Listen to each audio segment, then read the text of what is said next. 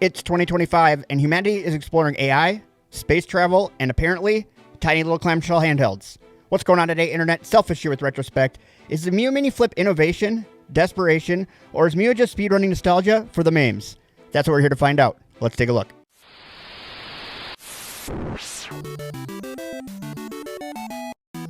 Alright, so now we just need to unbox this bad boy so we can see what it's all about. Interestingly enough, it seems like it comes in like a little cake box, which is kind of cute. I don't know why, it's just such a simple thing, but it just reminds me of like those little pastry boxes you get when you go to the bakery. Inside here, we do have Miyoo in a case. So one thing Miyoo does like to do is send their devices in a case, whether you need one or not. This is going to be a flip device. It's a clamshell. It's going to go in your pocket. The odds of you needing a case for it are pretty slim because this is going to make it at least 2, if not 3 times thicker. The Miyoo Flip V2 came in the case as well, as the Miyoo Minis, and some of the Miyoo Mini Pluses did. It kind of depended on where you got it from. But most of the Miyoo Minis did, and obviously the Miyoo Flip 2s did. So let's take a look here. And one thing I do like about their cases too, before I open up, I like that they put this little gaming thing on here. It's like the attention to detail, but it's just something so simple, but it's so cool. So anyways, we'll open it up here. So we have a table of contents here and the handheld itself. We'll put those over there. Inside of here, we do have a USB-C 2.3.5 adapter, which is really nice. Most phones don't even come with this anymore. And because this does not have a 3.5 hole on it, they did come out with an adapter to come with the device. I think that's fantastic. I can't think of another handheld right now that doesn't have a 3.5 hole that's coming with that adapter right now. So I think that that's really cool that Miyoo did that. And then here we do have a USB-A to USB-C cable. That's going to be for charging. And then we should have... Oh yeah, that's right. So Miyoo does come with card readers. They like to give you a card reader to plug into your computer to make your life simple. These are not going to be the best quality card readers. They're pretty slow, but it is really cool that they give it to you. That way, if you do need to use it, you can just put the memory card right through the USB port. And then we do have a 64 gig memory card that came with it. So we're going to get this stuff out of the way. We'll leave the memory card out. And here we have the Miyoo Flip. God, this thing's tiny. I can feel it already. And here she is. Boy, she is a small but pretty little device. Very light. Ooh, that hinge feels really good. Way better. So it does have some spots where it does seem to lock, but it's a lot looser. So it's not going to really break as easily. That's one of the problems that we found with some of the other hinges. If they're too tight, they break easily because the plastic just can't flex correctly. So that's actually feeling pretty good right there. And I never had any problems with my V2. This is the only V2 I've ever had. Right when they came out, got it, and I've never had a problem with it. I know it's kind of luck of the draw, but I've had pretty good luck. The yellows, though, didn't seem to break as often as... What color was it? Was it the black one? I think it was the black one that was breaking. So these buttons remind me a lot of the original buttons from the V2, and we'll kind of explore those as we go through here, but it's cool if you compare it. Like, look at that. It's actually, so when it's open, it's bigger than the Miyoo V4, right? The Miyoo Mini V4 is this guy right here, and with it open, it is bigger than that. But then when you close it, it's smaller, so this would take up less room in your pocket. In fact, it's not even much thicker, but that's going to give you more ergonomics, more room to kind of, you know, put your hands on it, because these are kind of small to work with, but you get used to it after a while. This here, you can already tell, has so much more room to work with, even though they have the exact same screen on here. And with it being the V4 screen, so these are the screen out of the Blackberries. It's actually a pretty good looking screen, but it's kind of a weird aspect ratio. But these work really, really well. Yeah, this is going to be cool because you have that extra ergonomics there. I'm liking that. But now that we got it all unboxed, let's take a look at the I/O on here real quick. Right here on the top, or the back, depending on which direction you look at this as a clamshell, we do have our left and right shoulder and trigger buttons. They feel pretty good. They have very short travel compared to a lot of shoulders and triggers we see out there. Very similar to the original Miyoo Mini, which had very little travel as well. These definitely probably are even shorter than that. And then we do have a Type-C hole here for charging. On the back here, we have some ridges for grip, I guess. That's about it. That's about what we got right there. On the left-hand side over here, we do have our volume up and down. So that's pretty simple. And on our right-hand side here, we do have our power. There's also a little reset button right here. You need something sharp, pokey object to get in there. And then we do have some holes here for the lanyard, which will bring us down to the bottom of the device, which we do have a hole right here for our memory card. Then as we open it up here on top, we are greeted by the 2.8-inch IPS display. This is 750 by 560. We do have a menu button right here. All the buttons on here are clicky, but this one is not super clicky. We do have our D-pad. It has a decent amount of travel for the size of the D-pad. Again, it feels a lot like if you did get a chance to use the Miyoo Flip V2, this would be kind of very similar to what that was. It's not a huge amount of travel. It's actually pretty short travel, especially for a Miyoo device.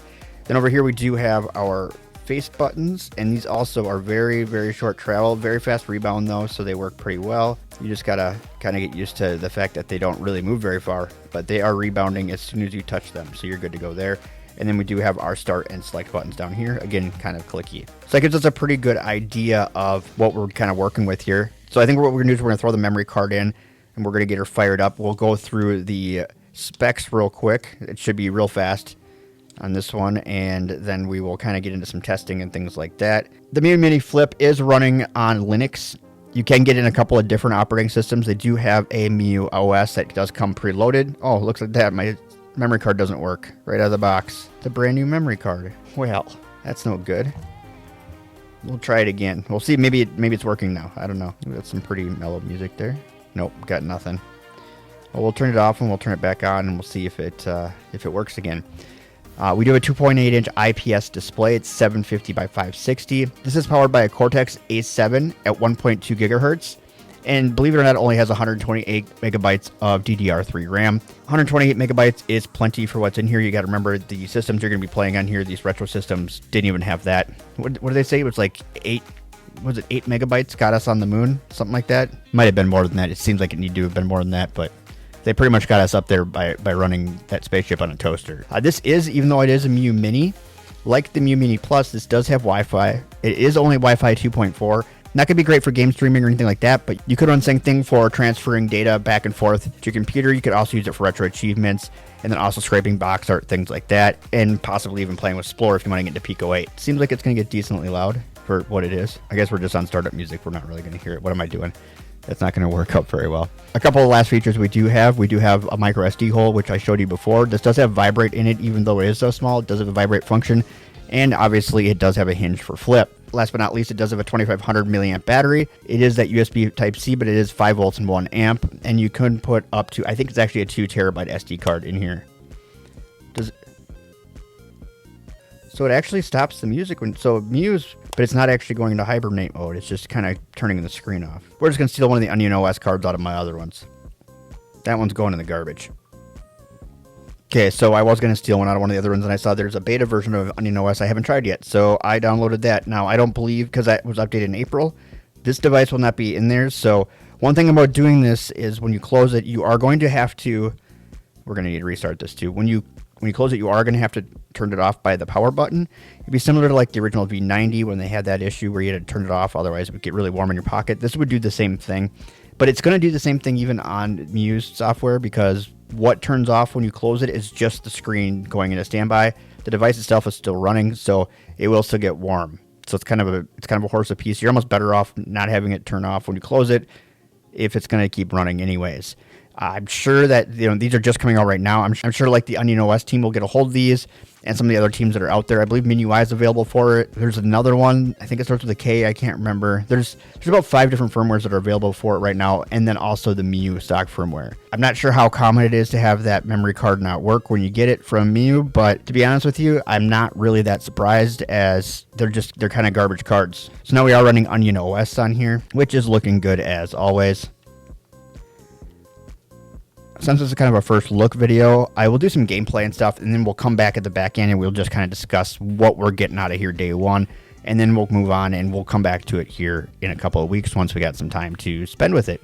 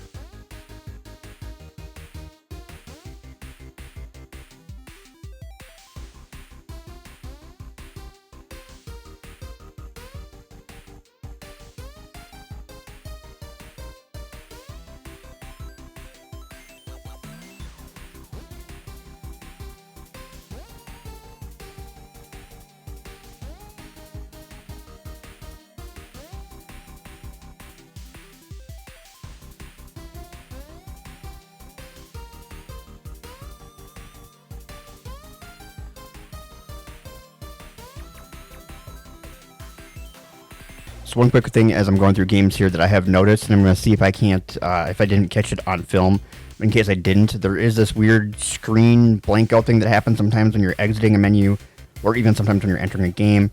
And so hopefully I caught it on film, and I'll put it up here on the screen for you so you know what I'm talking about. It doesn't seem to affect anything. I think it has more to do with the fact that Onion isn't optimized for this. Yes, it uses the same SoC, but obviously the Flip is going to be a little bit different than your traditional candy bar style or vertical handheld that it's coming from here with the Miyoo Mini. So the Miyoo Mini Flip here, using that same exact software, because there isn't anything built directly for the Miyoo Mini Flip yet, I believe is what's causing this.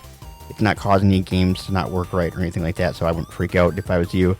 Also, if you do get yourself stuck in any kind of situation here, which I haven't had to use it yet, but there is a reset button that you put a pin in right here on the side, right underneath the power button, and that'll get it all reset for you. Now, you could get an emulator stuck. That does happen. It used to happen a lot more than it does now. If that's the case, then you might be moving some files around, but right off the bat here, I'm noticing this weird screen flicker thing that happens. Nothing I would be overly concerned about, to be honest with you.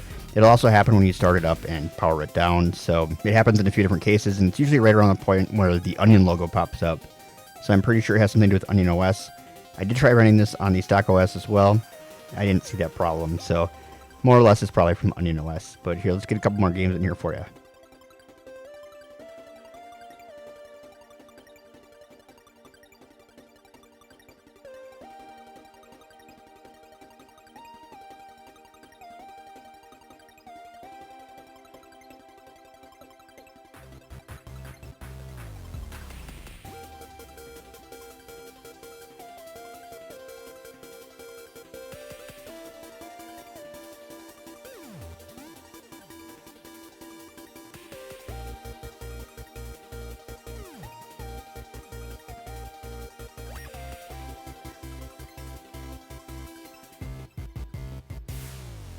From Onion to begin with, like Game Switcher and stuff like that. You can get that on multiple OSs now. This is really what we wanted.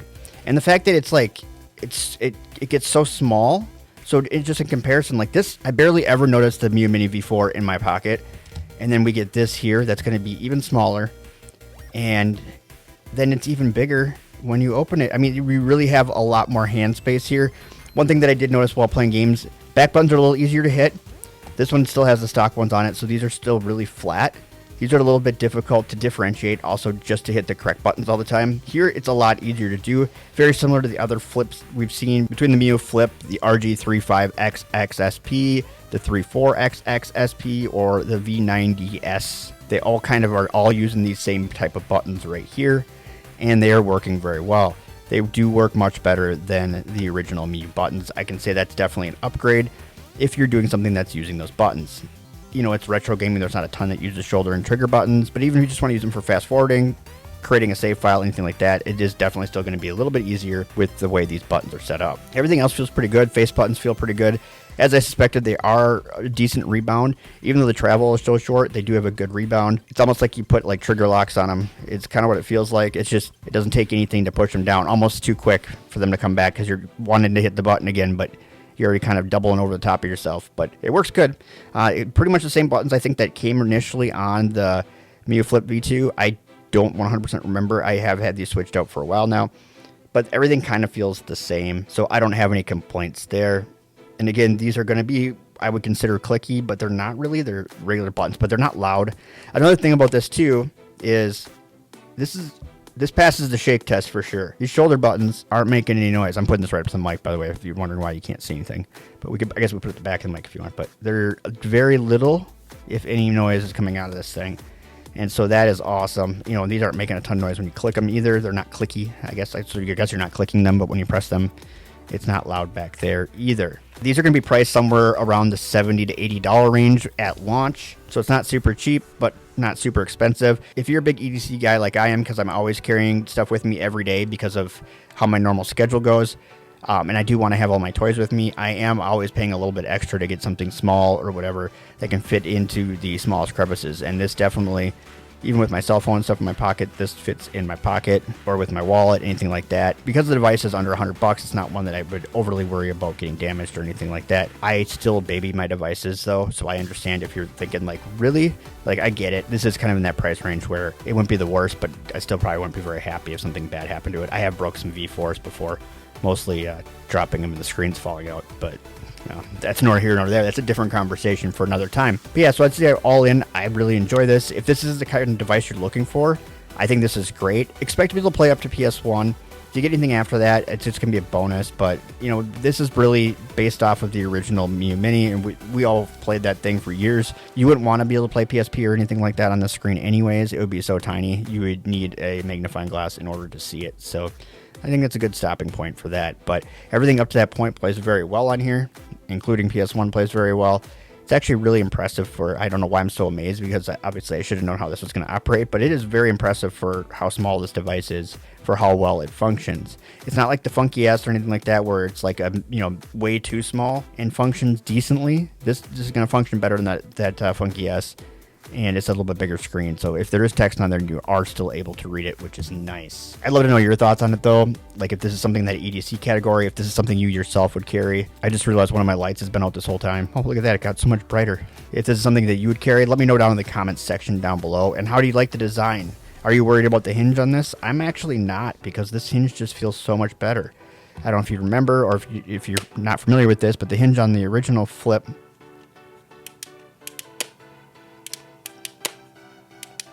not only is it loud, it feels like it's a little bit snappy, like it might break at any moment. So that's definitely a different experience than what we're getting right here. We are going to come back to this here, though, in a couple weeks. After I get some more time with it, I'm going to start carrying this around with me every day so that we can get a good feel for it. One quick thing here before we wrap this up is I will put a couple links in the description where you can pick this up. Definitely one of those will be to Mech DIY, because those guys always hook me up, and they always hook you guys up because they give you 16% off on this device with the code RetroSpec16, which will be in the description as well. But that's all I got for today. Don't forget to comment, rate, subscribe, share this video with your friends, because sharing is caring. It also helps grow the channel. It really does. It's kind of the fastest way we grow the channel. Also, once you're done with all that paperwork I just asked you to do us both a favor and check out one of these videos here on the screen.